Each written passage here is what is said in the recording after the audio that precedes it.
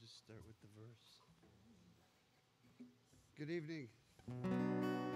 We're going to start with Mayim Kayim.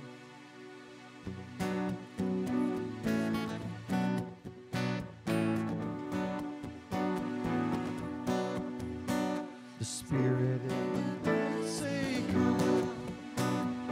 Let him that heareth say come. And him that is athirst, let him come and drink from the waters of life. The Spirit and the bride say come. And him that heareth say come. And him that is athirst, let him come and drink from the waters of life. Mayim Kayim.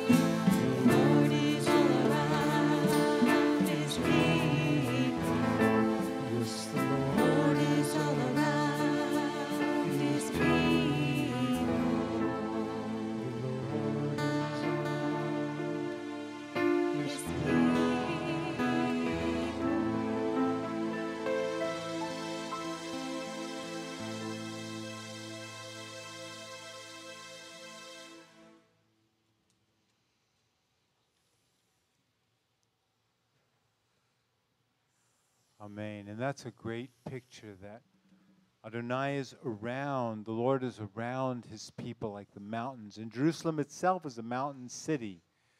But the mountains, the Mount of Olives on the east and to the north, and the Mount Scopus, and just the mountains that are there, the everlasting hills. I mean, they're not everlasting in terms of eternity, but as far as this life, mountains are solid things. They don't move very much. And so I was just thinking to introduce Evan. We told kind of some funny stories about his purple hair when he was a teenager. We introduced him on Shabbat. But I want to go a little different direction than that, even though I already said it, so I guess I'm not going too much different. But just to see what God has done through this young man. HaOlam's been called a sending congregation by some because we've sent people off. Most of the people we've sent off, we send off under protest because we tried to keep Evan with us, but God called him first to Promise Keepers and then to make Aliyah and build work for Promise Keepers there. And so when I was in Israel maybe 4 or 5 years ago, I got to see the dental clinic and was just so touched. And, you know, the mountains, they're far apart, far away, that is, usually, from the city, but they're there and they're solid. And God's working, and what I saw in the dental clinic was just, oh, this is just unexpected, but it's glorious. It's glorious. And then I got to visit the adoption agency this year, and it was all glass and stainless steel and brass, beautiful, just very quality. So God has worked through Evan in very encouraging, very quality ways with excellence, and we so appreciate that standard. And so I just want to pray a blessing on the evening, on this time together, and on God's purposes. And so, Avinu Shabashamayim, our Father in heaven, we thank you and praise you and bless you for what you are doing. And just like we get encouraged by the solidity of the geography of Israel, and the ancient hills are there, and it's all just like we said, you are solid to fulfill your promises and accomplish your purposes. So bless as he's presenting his work tonight, presenting the kingdom of God working in Yisrael. We just praise you, thank you, want to glorify you, and give Evan special wisdom and give us ears to hear in Yeshua's name. Amen. Thank you, Shmuel, Rabbi Shmuel. Thank you, everybody, for coming. I want to give you a real thanks for coming out on a Wednesday evening. I know it's a little out of your normal schedule, so thank you seriously for taking the time to have a heart to come hear more about specifically what the Lord is doing in Israel in the area of adoption and foster care and through Hatikva families. I also want to thank you, worship team, for leading us in worship, and a big thanks also to Amy Richardson and her husband, Mark. Amy's been helping to get everything ready for this evening and preparing everything behind the scenes, so you have my sincere gratitude. And it's going to be real informal. I just want to share my heart with you about what we're doing and give you a little bit more insight into what's going on in Israel in the whole realm of foster care and adoption nationwide, what our part is in it. After we finish, we'll have a little reception, and you guys can ask me any questions you want. And I know a lot of people in this room, and I know that some of you don't know each other in this room, so I'm expecting some really good connections just among you as well, as God knits us together for his kingdom. So first, for those of you who are a little maybe less familiar, I'll start by giving a bit of a background about the larger ministry of Hatikva Project. I think almost everybody knows my story, but just really quickly, I grew up here in Kansas City, Reformed Jewish home, was bar mitzvahed at Temple B'nai Yehuda, came to the Lord 6 months before my bar mitzvah, through a series of circumstances where I was, you all know the story, most of you, but we were going to Catholic school even though we were a Jewish family, and I was in a mass one day and I prayed and I said, God, if these things are saying about this man being your son are true, give me a sign so I can believe in him. And then my mother came to faith shortly after I prayed that prayer. My mom's here tonight. Faith, hi, thanks for coming, Mom. And then she came to me and said, I know my dad, and we've been telling you not to believe in this, but I've had this experience, and now I believe in. And I said, Mom, I've been waiting for a sign. So that's how I came to the Lord. And then I got what I would definitely call radically saved, and I started sharing the gospel with all of my Jewish classmates in synagogue. And it was a really You know, it was really one of the most exciting seasons in my life. This isn't a story I tell often, but it became such a sort of sensation that at that point I was at Pembroke Hill, and I was just being so bold about my faith and sharing that I remember for a couple weeks, every single, maybe every single is a bit of an exaggeration, but 6, 7, 8 times my classes got completely derailed because the teachers wanted to debate me in front of the whole class about whether my faith was genuine and what I was saying was true. And I remember sitting in history class, and the whole history lesson just turned into me and the teacher discussing Yeshua's claims to be God, and the whole class listening. It was just, it was crazy and overwhelming and fantastic.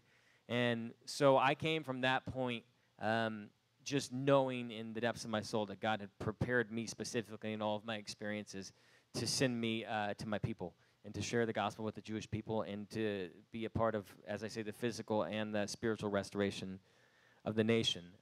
So I met my wife, Elisa, who some of you know as well. She's also Jewish, also a believer. I met her in Jerusalem. God put us together, and what some would say was a chance encounter, but obviously ordained by the Lord. And I met her, and we started dating shortly after I got back from my first trip to Israel. We got married in America. We moved to Israel together in 2009 is when we got there. We've had 3 children there since we moved there, and just dedicated our lives to being a part of what God's doing in the nation of Israel. So since 2009, when we got there, things have gone. I mean, if I had known what the Lord was going to do, and it's all credit to the Lord because there's no way that we could have done this in ourselves, but if I had known what the Lord was going to do, I think it would have been like too much information for me to process before I got there. Actually, the first time I ever, when I met my wife, basically the story, I'm getting off track, sorry, but it's a good story. So I got to these people's house that I was supposed to stay with. They said, we're sorry we accidentally double booked our guest room, and you're going to have to sleep on the couch because there's this other woman here, and we're going to meet her, and we're going to go out to dinner. And I said, okay. So we met up with this woman who was young and beautiful and Jewish and a believer, and, you know, my antenna went up already.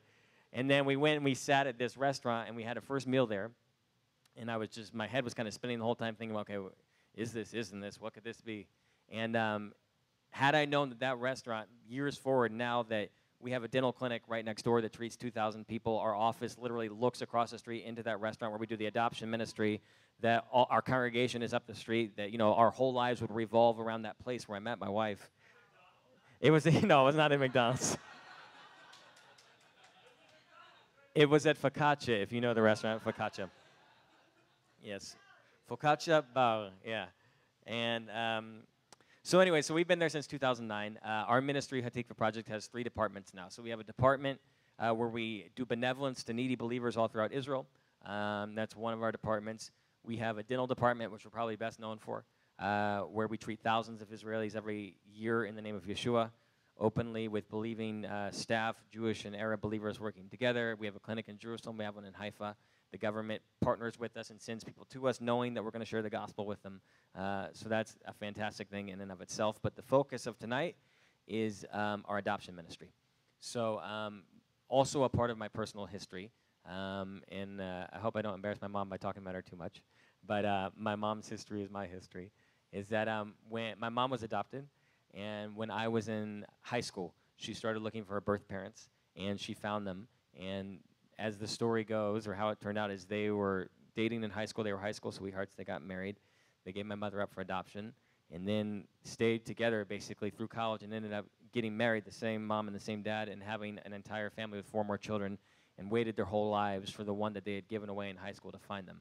And so when I was in high school, my mom found her birth family, and so we found all of our biological relatives, and I just watched how they welcomed her back in, and how they wrote her back into the will, as far as I know, and just all these beautiful, it was just a picture of the gospel playing out in front of my eyes.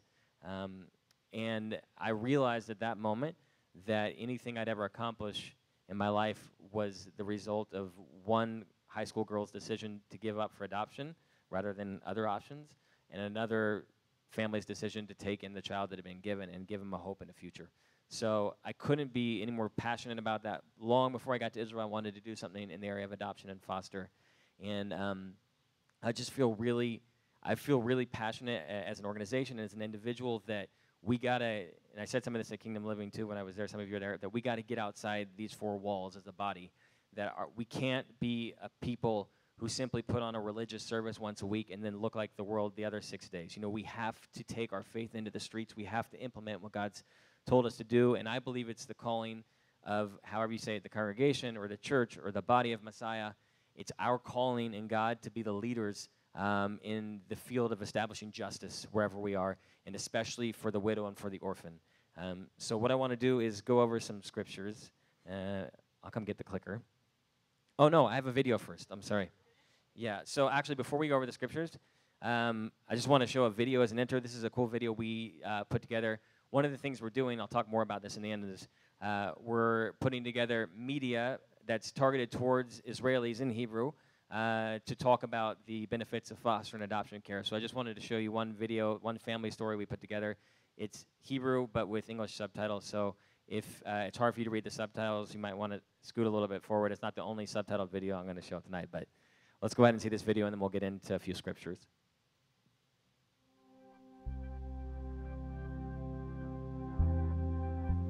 אני מעיין ליאונרד ובעלי גיל, ויש לנו 5 ילדים, ו5 ילדים באומנה היו לנו. אני ממש קיבלתי ילדים בלי הלידה. הגעתי לארץ בגיל 3, הגעתי לפה עם אמא שלי ואחותי מריאנה. לאחר כמה חודשים של התאקלמות, משרד הרווחה החליט שאמי לא כשירה לגדל אותי. והפרידו אותנו, שמו אותי במעון, הייתי במעון הזה עד שהגעתי למשפחת ליאונרד.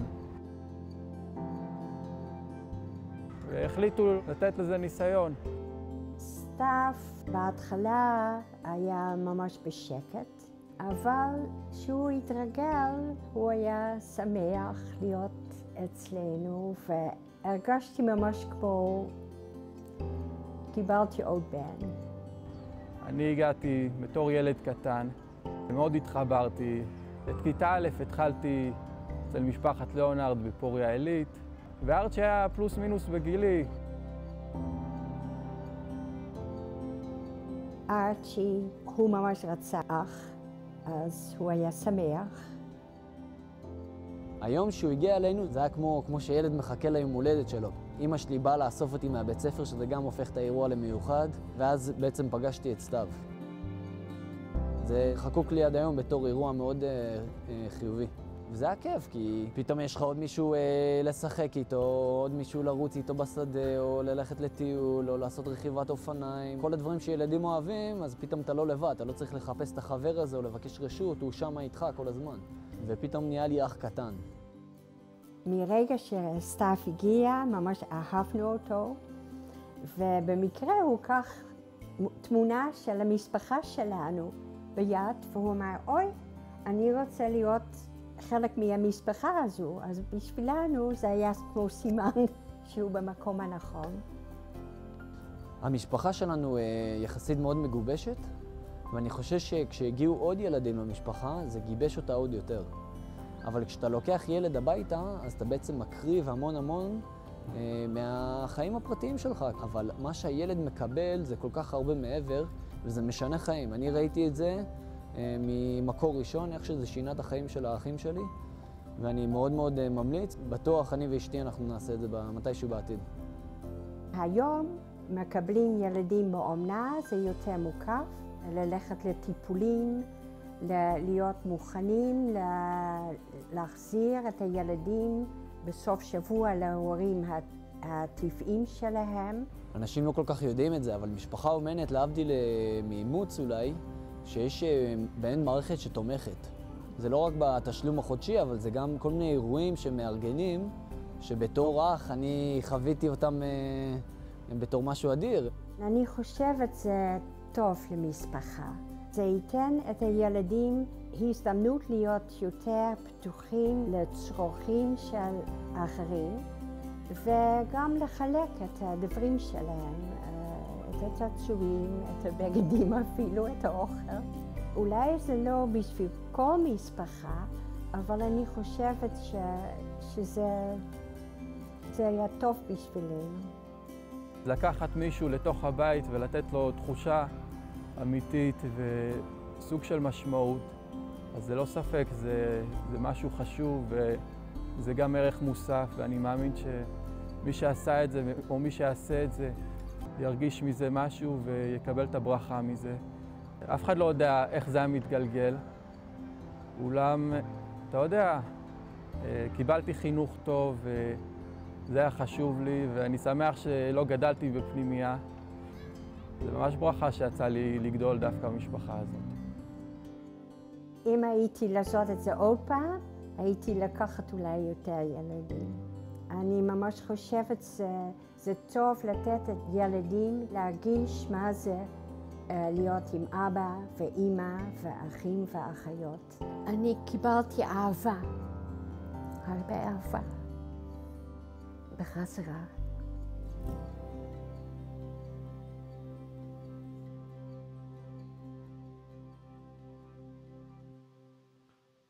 That's a sweet video, right?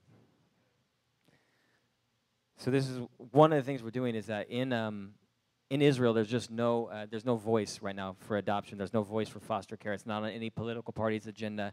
There's no organizations promoting it with social media and new media and those sort of things. So that's one of the spaces we're stepping into. We put videos like this up on Facebook, and we pay to boost them out to the Israeli public. And families that know the family share them over and over and over again. This one happened to be, this is a Messianic Jewish family. This is their story. We've also done stories about families that aren't believers, and they really get a lot of traction, which is really neat to see, and just start the conversation about adoption and foster care in Israel. Now, scriptures. Okay, I'm not preaching a message, I promise. But I do just want to, I put together like 7 or 8 scriptures, I don't know how many there are, just to really to help us understand what God's heart is on this topic. God speaks so much in the scriptures about the orphan and the widow, the orphan and the widow, the orphan and the widow. It's really a holy calling, and it's a mandate on the body. I just want us to read these together, and if you want to make notes, you can. If you want to talk with people about them, you can. But this is a verse I always start with. I started with it at Kale also when I spoke a couple weeks ago. From Micah 6:8, it says, "He has told you, O man, what is good, and what does the Lord require of you but to do justice, to love kindness, and to walk humbly with your God." I believe that the outworking of our faith has to include seeking to right and justice. That when God commands us to do justice, he's not just commanding us to do the right thing. He's commanding us to actually know where injustice is occurring, and that we are the weapon that he has formed against injustice. That it's not government's responsibility. It's not somebody else's responsibility. It's our responsibility. That one of the things God requires of us is to do justice, is to see that justice is performed and that we love kindness. It might not work. Go ahead and go to the next one. All right. That's fine. Psalm 68, 5-6. God is a father to the fatherless, a defender of widows. Is God in his holy dwelling? God sets the lonely in families. I find it really neat here that there's a connection made in this verse between God being a father to the fatherless and a defender of widows in his holy dwelling. That there's a connection between the holiness of God and his ability to dwell in this holy place and the way that he defends the orphan and the widow. That's part of what makes him a holy God. Next verse. Deuteronomy 10:18. He executes justice for the orphan and the widow, and he shows his love for the alien by giving him food and clothing. Next verse. Psalm 146:9. The Lord protects the strangers. He supports the fatherless and the widow, but he thwarts the way of the wicked. Next. Isaiah 1:17. Learn, this one's really impactful to me. Commandments to the believers. Learn to do good, to seek justice, to reprove the ruthless, to defend the orphans, and to plead for the widow. God says this very directly to us. This isn't if you have time, once you're done with your Bible study, if you feel like you have more energy, when you're done putting on your weekly service and you've gone through your weekly routine of being religious. This is God saying this. What are we supposed to do? We're supposed to learn to do good. We must seek justice actively. We must reprove the ruthless. It's our job as believers to come against ruthless rulers who are causing people to be persecuted, to defend the orphans and to plead for the widow. This is who we are. It's our DNA. And if we're not doing these things, then we're not doing everything God has created us to do. Next, please. Romans 8:15, now moving on to the New Testament. For you have not received a spirit of slavery, leading to fear again, but you have received a spirit of adoption as sons by which we cry out, Abba, Father. Adoption is personal for every single one of us, whether somebody in our family was physically adopted, because we were all spiritually adopted into the Lord's family. We were all far off. We were all in the pit. We were all separated from God, but we have all received, still on? That's okay. The spirit of adoption by which we have the ability. It's only through God's spirit, the spirit of adoption, that we even have the ability to cry out to God, Abba, Father, you are my Father. So the whole gospel story is really a story of adoption. Next verse. Deuteronomy 27:19. God gets really serious now. He says, cursed is he who distorts the justice due an alien, an orphan, or a widow. And then he wants to make sure you agree with him, and he says, and all the people shall say, amen. So once you read that, you've already committed yourself to following that verse. God, it's like a gotcha. God's like, cursed is he who distorts the justice due an alien, orphan, and widow, and all the people shall say, amen. So now we've all said amen to this, so I'm trying to impress the seriousness of God's heart for justice being done to the orphan and to the widow. Let's see the next verse. Do we have one more? I got a couple more. Proverbs 31:8. Speak up for those who cannot speak for themselves, for the rights of all who are destitute. Next. I can probably just, no, that's fine. Pause.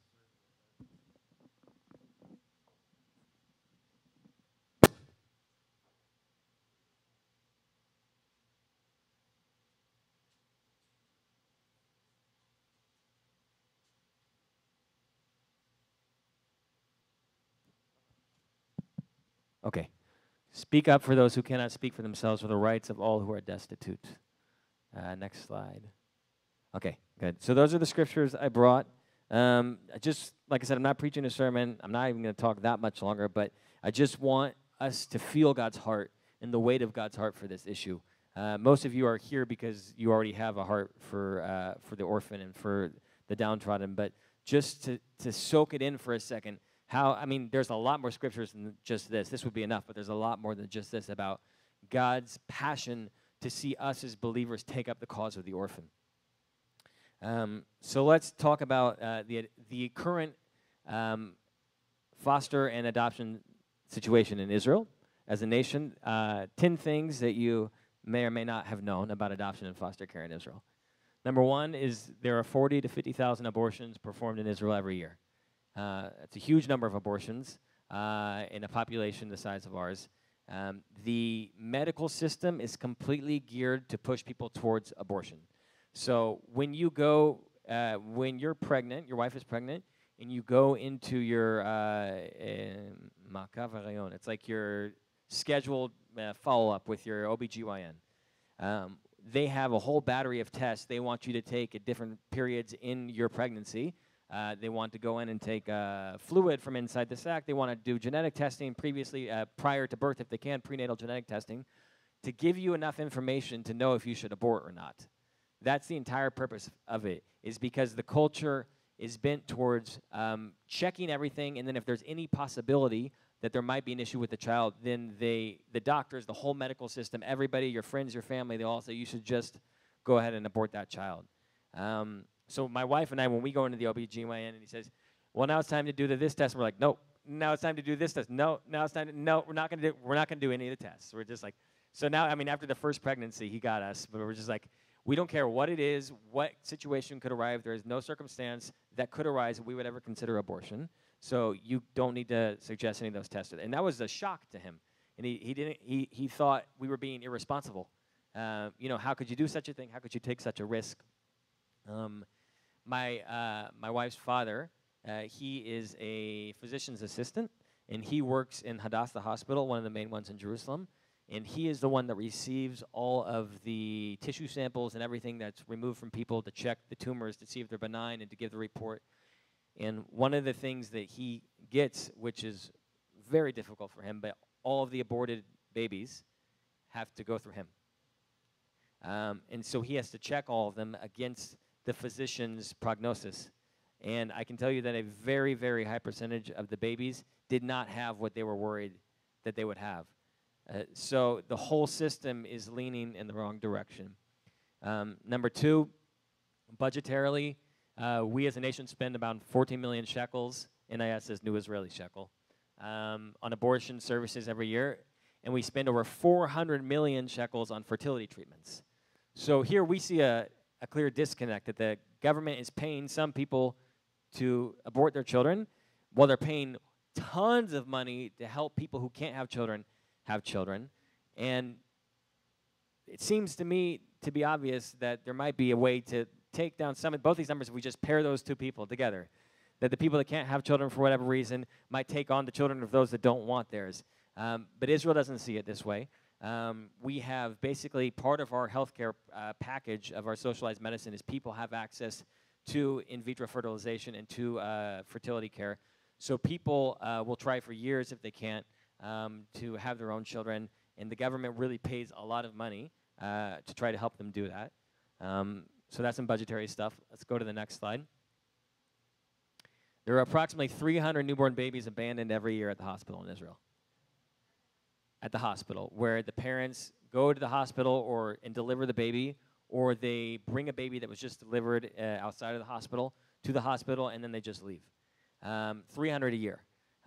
There's actually an organization called Chibuk Rishon, it means first hug, that all they do is they just send people to the hospital to cuddle these babies until they find something to do with them. And it's a serious issue. There's a lot of underprivileged people in our society, whether they're brand new immigrants, first-generation immigrants, Ethiopian Jews that have come back, and there's actually an average of 300 babies a year that are abandoned at the hospitals. These are babies that we feel if we build better structures that we can find better solutions for, obviously, than just being abandoned at the hospital. Next, please. According to the government, there are approximately 367,000 at-risk children in Israel currently. I want to just stop here and make one point. I'm talking about the situation in Israel. My greatest desire is not only that you'll get involved in what we do in Israel, but that this will motivate you to see what's going on in Overland Park as well, and in Kansas City, and in the larger metro. And we've been sent by God to do what we're doing in Israel, and we would love your partnership. But if this could birth a similar initiative or ministry here, I would be even doubly ecstatic. There's a church in West Virginia who we were there giving a presentation recently, and they were motivated by God, and they started an entire program to take in. There's a huge problem in West Virginia with mothers that are addicted to drugs, and then they give birth to babies that are addicted to drugs, and there's nobody that wants them. And they've started this whole refuge program for these mothers and for these children based on us being there and just sharing our heart for what God's given us to do in Israel. So just don't only think about Israel, think about Overland Park as well in Kansas City proper. So we have, a very large number of children that are considered at risk. That's either they're in homes that are considered to be unsafe and social services need to take them out, or they're not receiving the level of foster or adoption that the government thinks they should have, or they're in poverty, or those sorts of things. Number 5, over 10,000 children. This is recent to 2017, this stat. In 2017, there were over 10,000 children who had been removed from their homes by social services because they were in an unfit home, according to them, and only 25% have found foster care solutions.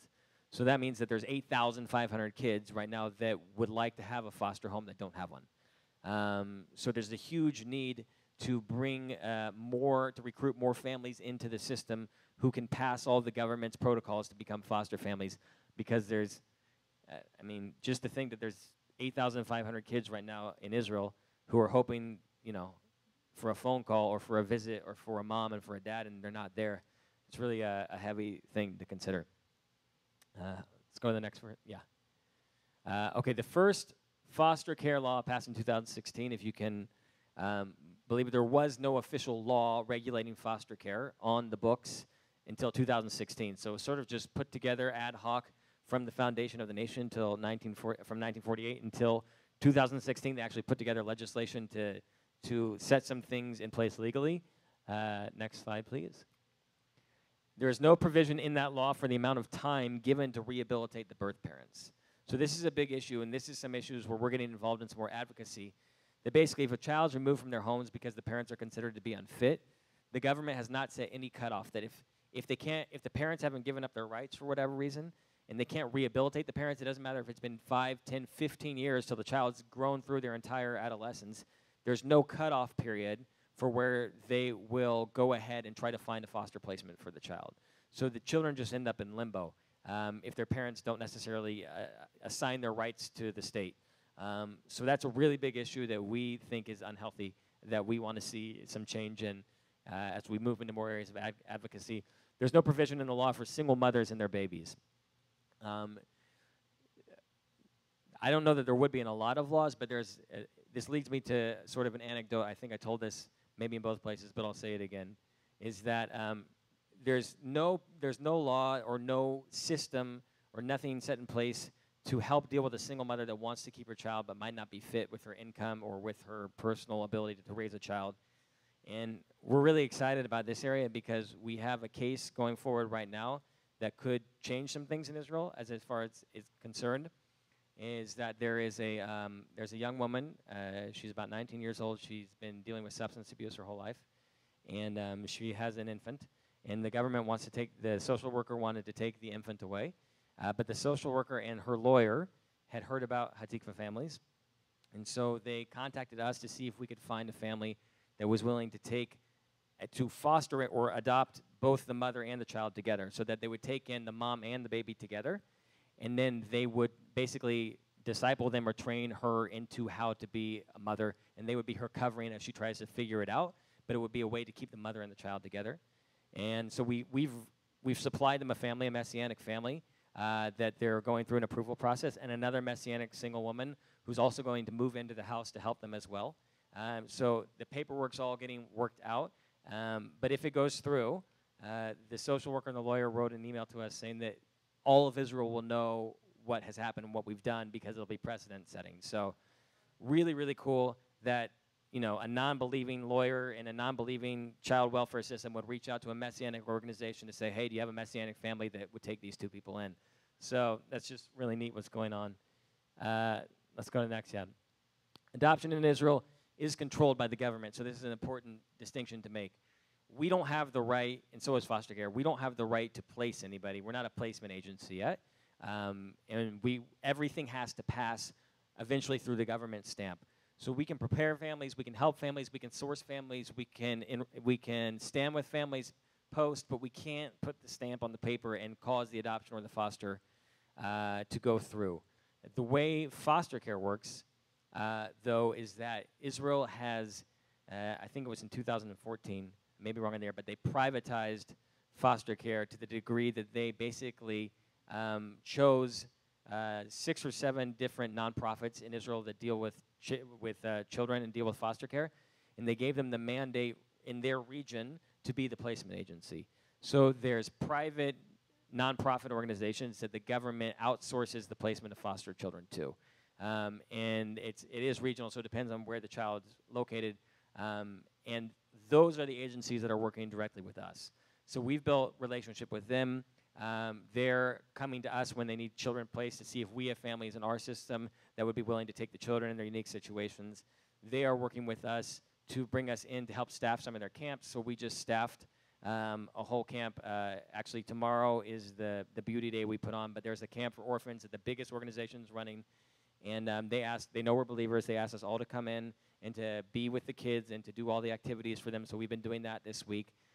Also, the head of one of the largest organizations, we had a big launch conference in February, and we had worship team, and we sang songs in Hebrew about Yeshua, and we said, we want you to be there, and she came, and we told her everything. We're super upfront about who we are. We said, this is what it's going to be like, but we feel like we have access to a community you don't have access to yet that we can motivate to really lend a hand in foster and adoption.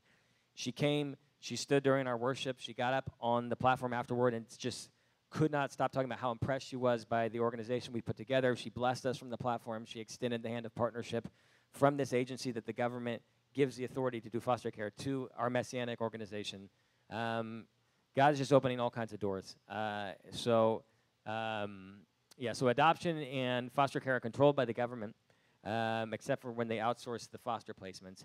My greatest hope is eventually we will be able to actually do placements as a foster agency for a specific category of children, which leads to number 8, which is in Israel, the law is you can only adopt a child within your religion. So the law is very strict. But if you know anything about Israel, the law is the starting point of your negotiation, and then it's kind of who you know and how well you can argue. It's like, yeah, you know, like anybody gets pulled over for a speeding ticket, it's really just the start of a 35-minute discussion as to whether they're actually going to get the speeding ticket in the end. That's just sort of the way it is. So we have laws, they don't always stick. One other funny example is we made this big law, it took forever to pass, that nobody was allowed to use plastic bags in the grocery store anymore because it was hurting the environment, and they said, from now on, we're going to start charging everybody for the plastic bags, and they got all the grocery stores lined up, and they made it. And for about 3 weeks, the cashiers tried to charge everybody for the plastic bags until they just got worn down so much, and all the rest, there's like, oh, the heck with it. Now it's like, just take the bags. So there's the law in Israel, but that doesn't necessarily mean that's only what you can do. So by law in Israel, if you're rabbinically Jewish, meaning that as Israel concerns that you have a Jewish mother, you can only adopt a rabbinically Jewish child. If you're considered Christian, which was not a huge Christian population, but there are Arab Christians and that sort of thing, and other Christians living in Israel, you can only adopt children that came from Christian parents. And technically it's the same with Muslims, although there's hardly any adoption in the Muslim population whatsoever. It's just really not done very often. There's actually, I don't know if it's in every version of Islam, but one of the main versions of Islam forbids adoption.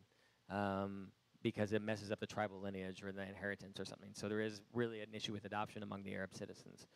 But the inefficiency we found is in the children that are considered to be of mixed parentage. So they have a Jewish dad but not a Jewish mom, or they're Ethiopian Jewish immigrants who the rabbis are kind of questionable about, and they might not have the best paperwork, so they don't necessarily give them religious status, or people that came through the Russian immigration where they're not considered rabbinically Jewish. But so there's all these kids in Israel who are considered without official religious status because they're not rabbinically Jewish because you can't prove their mom's Jewish, and they aren't considered desirable by the normative Jewish community. So they don't really get adopted. So by the government standard, there's this one-to-one matching, Jewish with Jewish, Christian with Christian. The thing about us, and we're using this to our advantage, is, hey, you don't really consider us to be Jewish anyways, as Messianic Jews. A lot of us have a Jewish dad and not a Jewish mom. We believe in Yeshua. So a lot of us on our official documents, it says no official religious status. And then there's all these other kids with no official religious status.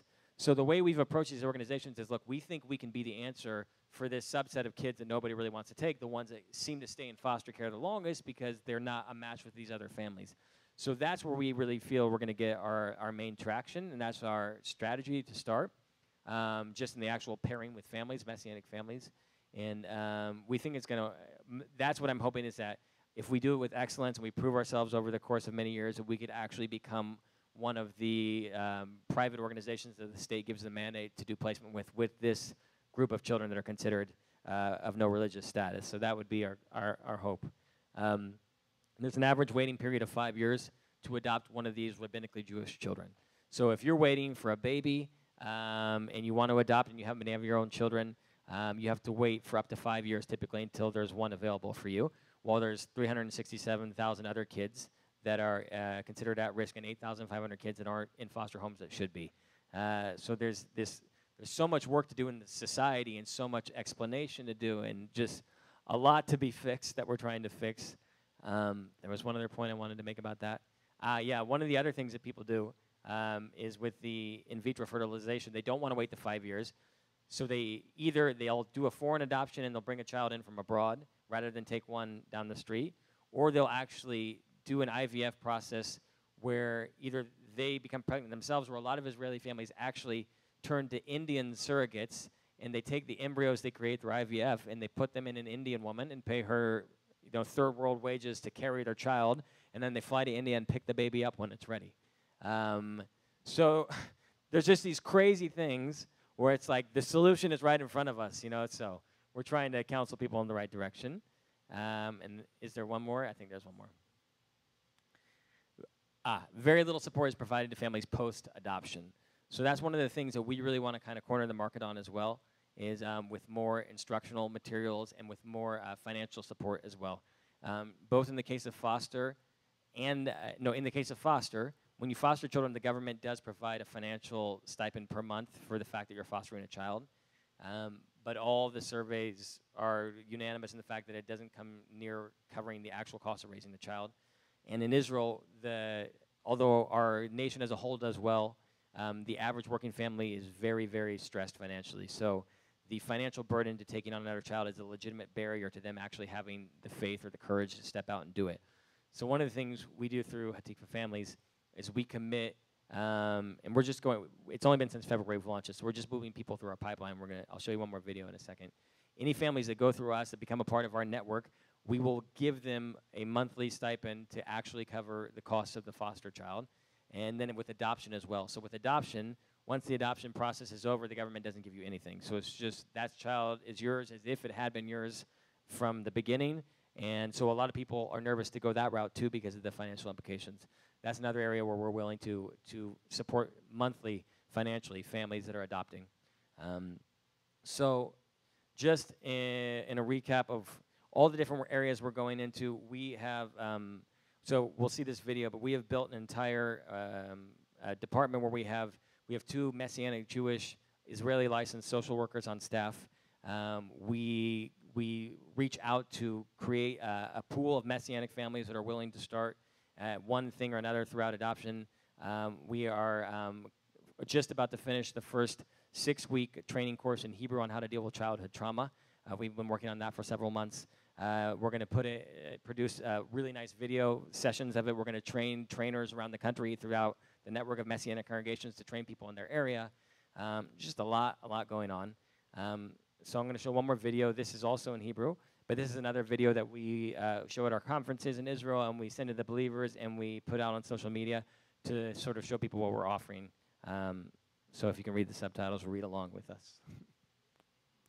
האם אתם משפחה שהייתה רוצה לסייע לילדים במעגל האימוץ והאומנה?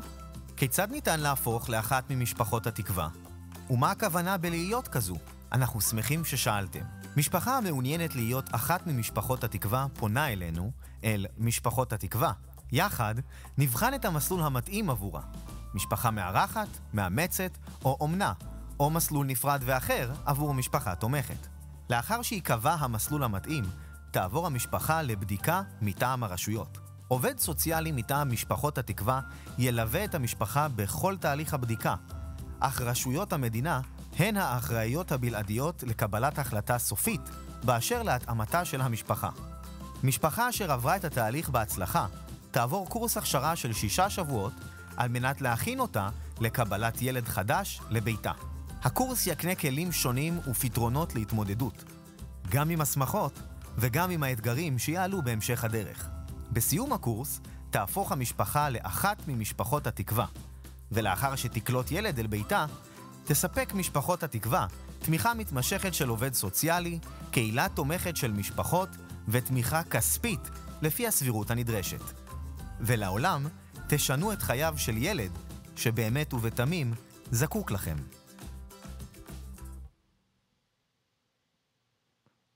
Were you able to follow along fast enough with that? Cool. All right. So that is a very broad overview of the issues, of the ways that we're trying to meet them. We're a growing organization in this department. We have a ton of room for growth. The thing, I guess the last thing I really want to say, and then I'll tell you some ways you can get involved, is just that one of the things that seriously pains me is our office in Jerusalem itself.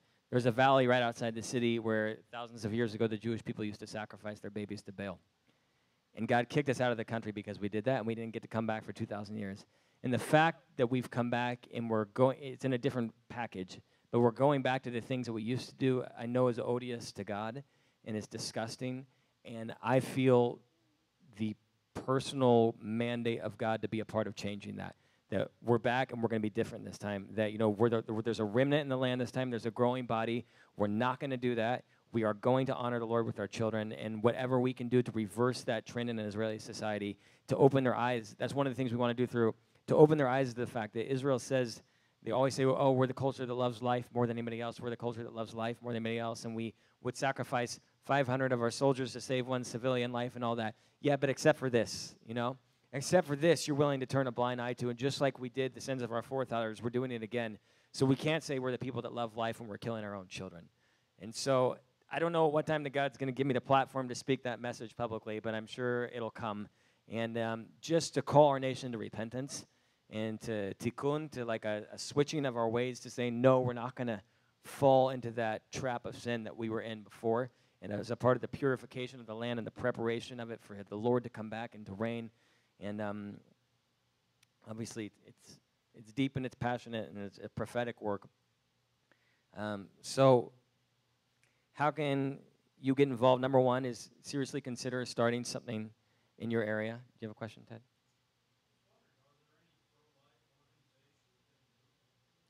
There's one pro-life organization in Israel run by my friend Sandy Shoshani. It's called Bad Chaim, and they're an excellent organization.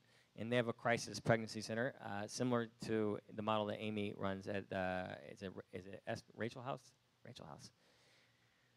Where they are always advertising and saying, if you're pregnant and you're considering abortion, come talk to us. And they've saved hundreds and hundreds of babies from being aborted.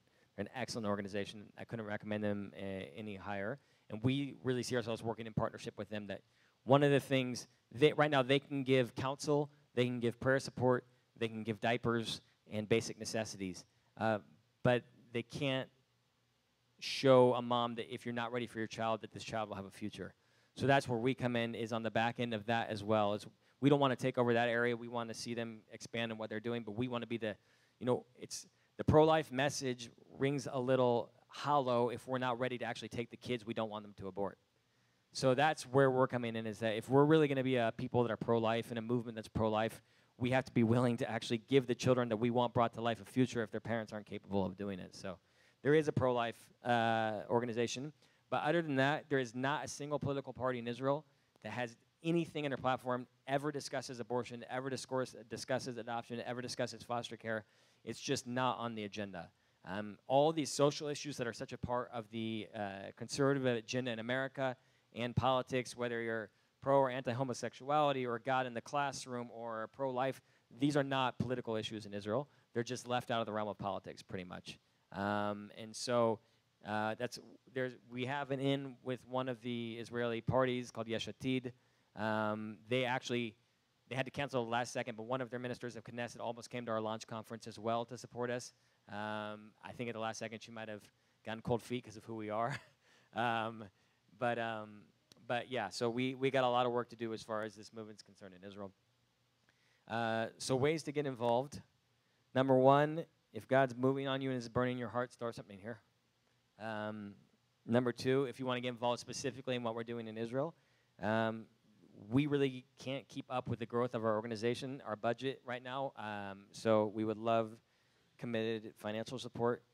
We would love for you to join our prayer network as well. We're starting to send out more and more updates about, we don't use names, but if you want to be praying specifically for this family that's at this point in the foster process and we need to pray them over this next hump, if that's the kind of prayer list you'd like to be on, I'd invite you to join that. There's a table out in the lobby that has an iPad with a sign-up view. Sign up on that. We'll get you on that list as well as our general list. Hatikva Project. Okay. Volunteer with us. We haven't been good in the past as an organization at taking volunteers in Israel because in financial aid to poor believers in dental care, there wasn't a lot of room for volunteers because they don't allow volunteer dentistry. But we're getting a lot better as an organization of having volunteer opportunities in the realm of Hatikva families. So we have more and more opportunities for short-term missions groups to come and to interact with children and to help put on a camp or do something involved with orphans. So if you're interested in doing that sort of a thing, you can talk with me. And then one last thing. There's, probably not the last thing, but one last thing. There's, I don't know if any of you have heard of an initiative called Orphan Sunday. But Orphan Sunday is put on by an organization called Christian Alliance for Orphans. And it's the biggest orphan awareness organization in the world. And they have churches all over the globe that one Sunday a month, I believe it's in November, they set aside to all agree to talk about God's heart for the orphan and to rally their community around projects that can bless needy children in their community for that week. It's a really big organization. And a few years ago, there was a Jewish man, not a believer, who approached them and said he wanted to start something in the Jewish world called Orphan Shabbat, if he could do it in partnership with them, which was to get Jewish communities around the world involved in orphan care as well. And so he started that. His name is Bill Forrester. And he was in Israel, I think it was 4 or 5 months ago now, and met with some of our team from Hatikva Families. And he said, I had a dream last night that I was going to meet somebody that I was supposed to give this away to because you can do it better than I can. So CAFO and Bill Forrester actually gave Hatikva Families Orphan Shabbat. So that is now an existing initiative where we're going to build a network. We've been given the mandate as a Messianic Israeli organization to build a network of orphan care throughout the normative Jewish community and the Messianic Jewish community, both in Israel and worldwide. So we're going to have a lot more about that. Your congregation could become one that recognizes Orphan Shabbat, and we can have people come and help you get into opportunities in your neighborhood. And I think we'll have an opportunity to do some cross-connection as well through Messianic and non-Messianic synagogues if we can get everybody to have a heart for the orphan and use that as a bridge. So that's a whole other department we got to develop and to take that on. And so there's unlimited opportunity, and we have the boldness and I believe the favor of God to step through it, and we need people to come alongside of us. So please do visit the table. If you're interested in being on the mailing list, there's some brochures out there. If you, I don't want to take an offering, but if you want to become a partner, you can see me, and I can help you do that. And I think that's it. Shmuel, do you have anything you want to say in closing, and then we can dismiss people to nosh a bit?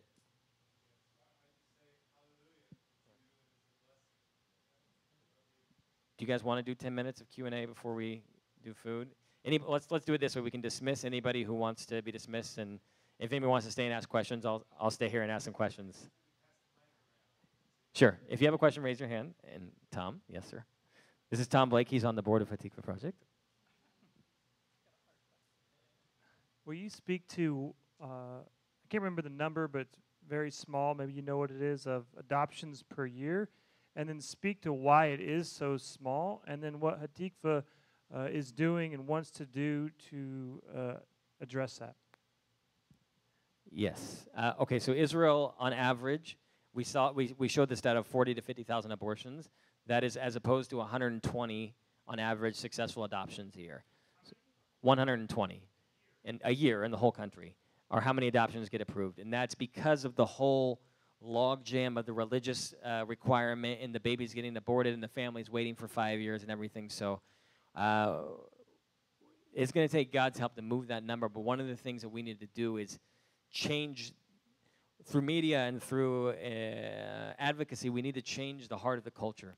Because Jewish moms right now, if you talk with them, and we talk with my friend Sandy, who I mentioned with the pro-life ministry, when she talks with the women who are considering abortion, she says, how could you abort? Wouldn't, doesn't, and what she hears from almost all of them is that they're not ashamed to abort, but they would be ashamed to let somebody else raise their child. That there's a shaming to not caring for your own child in the culture that doesn't exist with abortion.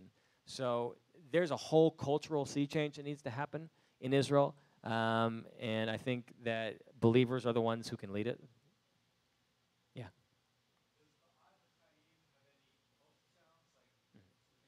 He's asking if, you probably heard, but if the pro-life ministry, Bad Chaim, has ultrasounds. I believe they do.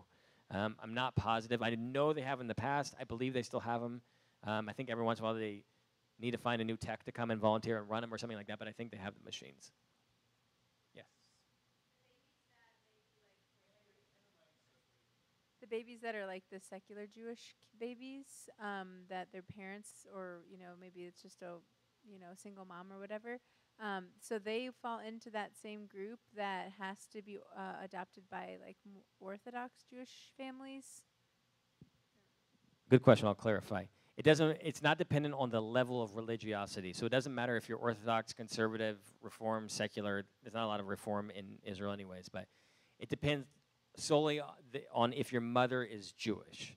So if your mother is Jewish, whether you're Orthodox, conservative, Reform, agnostic, it doesn't matter. You can only be adopted by a family whose mother is Jewish. So it's not based on your level of practice. It's based on the genetics of your mother. Yes. Is there any midwives, or can you do births from home, and is there an outlet there for, kind of bypassing some of the stuff that you have to do in the hospitals and to provide hope in that way to some of these moms? Yeah, midwives do exist in Israel. My wife had 2 of our children at home, one with an Israeli midwife and one. So there was one Israeli midwife who did all the believers. She loved us. She wasn't a believer, but she did all of them. Oh, yeah, she did Tom and Leah's baby, too. Leah had a home birth in Israel. That's right. And she retired right before we were going to have our last child. And Elise was like, oh, my God, what are we going to do? What are we going to do? There's no midwife. I don't want to go to the hospital because she's very pro-home birth. And so there's actually a midwife who's a good friend of ours, and we were able to lives in Texas. We were able to use our flight miles that we've accumulated to fly her into Israel, and she came and performed the home birth for Elisa. She came in, a little bit before to make sure she was there. And anyways, it was a really funny story. Thank God it worked out all right. But so not a lot of Israelis use midwife. It's sort of like the fringe minority that uses midwives out of hospital. But they're very big on involving midwives in hospital births. So rather than it just being a doctor in the hospital, there's usually a midwife in the room who's actually bringing the woman to the point, and then the doctor just comes in when the actual delivery is occurring. I don't know if midwifery is an avenue we can use to get to the women beforehand, but that's an interesting concept. Yeah, follow-up question? Yeah. Kind of on a different note was with regard, I don't know, with human trafficking, what's going on in Israel in that aspect. But I think it was a point that was made, I don't know, here, like if the law, even of abortion gets overturned or when, the church needs to be in place for the reality of the enemy is waiting to prowl on those children.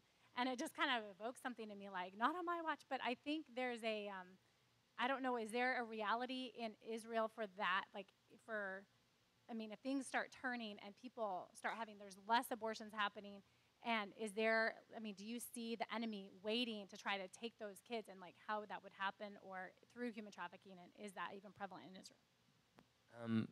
That's a really good question. I don't know any statistics about the prevalence of human trafficking in Israel. I know it doesn't occur nearly as much as it does in some other countries. But we do have an issue where prostitution in Israel is legal. There was just a law passed for the first time. There was a law against prostitution, but it only disciplined the woman giving the services, or the man in that case, but not the person that was buying it. And so the guy got off scot-free if he got caught. So there was just a law put through that actually believers helped to get. The Jerusalem Institute of Justice, if you're familiar with them, Kalev Myers, helped to get on the docket that now imposed the first fine on men that use prostitutes for the first time ever in the history of Israel. And it's still pretty light. It's like the first time it's 500 shekels. And then if you don't do it, it's like points on your license. If you don't do it again for 3 years and get caught, then it goes off your record. So a lot more needs to be done. But I could see that being an issue in the scenario you described. But we definitely, as the Lord turns again and stems the tide of abortion, we have more children available. We definitely need to be equipped to receive them. Yes, coming to the back. So I wonder, in the Torah, isn't there some injunction about premarital sex and sexual immorality? And I believe there is, and I'm wondering if there's something already in place in the Torah that says, sexual behavior is for marriage and not before marriage. And so if that was referred to and revived, and it became the new norm, that couples didn't engage in sex until they were married, we could change a huge statistic in the abortion realm. It would certainly change it, but the vast majority of Israeli society, so probably 70%, are secular and don't really pay attention to what the Torah would say anyways. So they're not people that are guided by Scripture. They're secular Jewish people, just like you have secular Jewish people in America that aren't necessarily concerned with what God's best will is for their lives. And I don't think correct me if I'm wrong, I can't think of a verse in the Torah that speaks specifically against premarital sex, but it might be, I can say this, that growing up in Jewish culture, there's not a big bent to really preach abstinence before marriage, especially once you get past Orthodox. I remember growing up Reformed, that when we were starting to get into high school, they would just say, just do it with protection and be responsible about it. There wasn't any teaching against that. So that probably would not work strategically with the people that aren't necessarily following the laws of God anyway, unfortunately. The first thing that comes to my mind is there's a whole very detailed screening process if a woman is not a virgin when she gets married, they examine the sheets and all that, so it's definitely implied.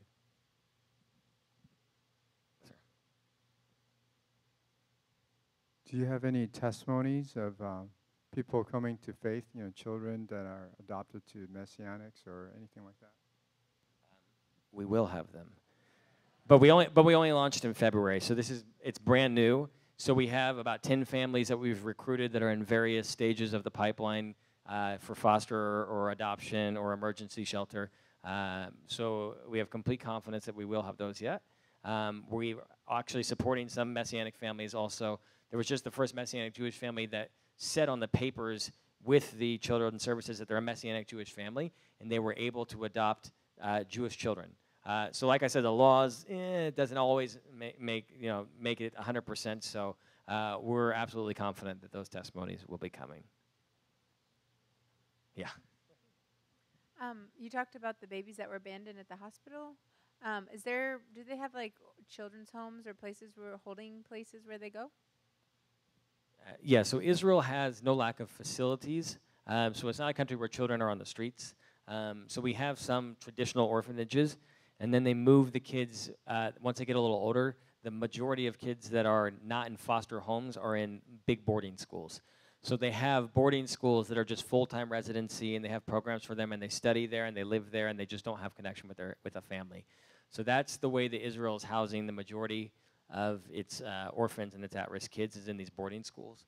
There's other situations as well, but they're more of the exception. So Israel, it's sort of phase 2 of orphan care in Israel. It's not a third world country where it's like there's literally children on the streets that you need to take in. We're past that, but we're to the point where we know for a fact that every child needs a home and needs a family. So a lot of people that we've connected with, they say, oh, we want to come to Israel and help you build orphanages, and we have to say, we don't really need to build orphanages. What we need is to move post-orphanage into families. So. I'm just curious if there is any discrimination between Sabras or immigrants as far as adoption. Is that an issue at all? So we have our own family rivalries within the family for sure. So there definitely can be. And Israel actually works to match you with your country of origin. So if you're an Iraqi Jewish family, they'd want somebody that at least looks more like you than somebody that came from Eastern European Jewish descent. So there is an emphasis put on proper matching, or an Ethiopian Jewish child with an Ethiopian Jewish family to make sure that the family looks and feels cohesive for the good of the child. And there's definitely the way the society works in Israel, unfortunately, and it's not a written rule or anything, it's just the way it is that typically the lighter your skin is, the more on top you are in the society, just like many other countries. So the more European, whiter Jews have the highest influence in society. The Middle Eastern Jews are somewhere in the middle, and then the Ethiopian Jews are typically on the bottom rung of society, which is an injustice. But so there would be preference from the family itself that would give them a discriminatory action towards taking a child that might not be of the same origin as them. Yes.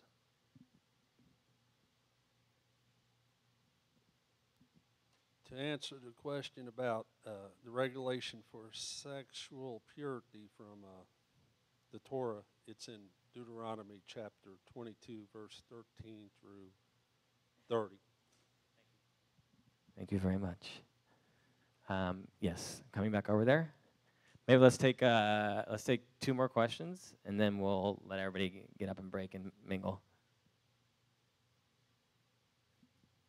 I see the whole situation as an incredible opportunity, because God is really calling us at these end times to bring righteousness into the society. He's really calling us to obey His law and to stop being disobedient.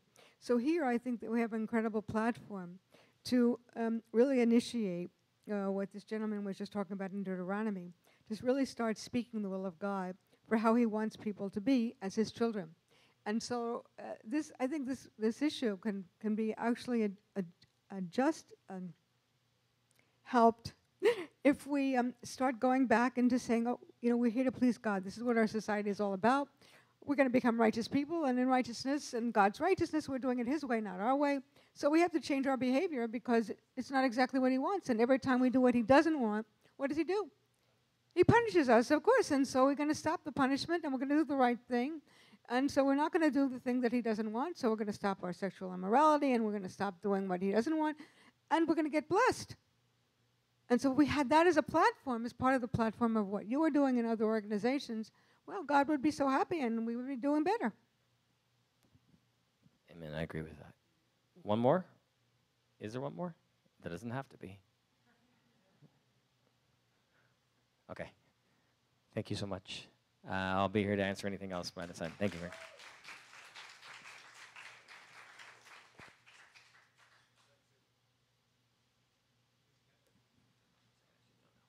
Sorry.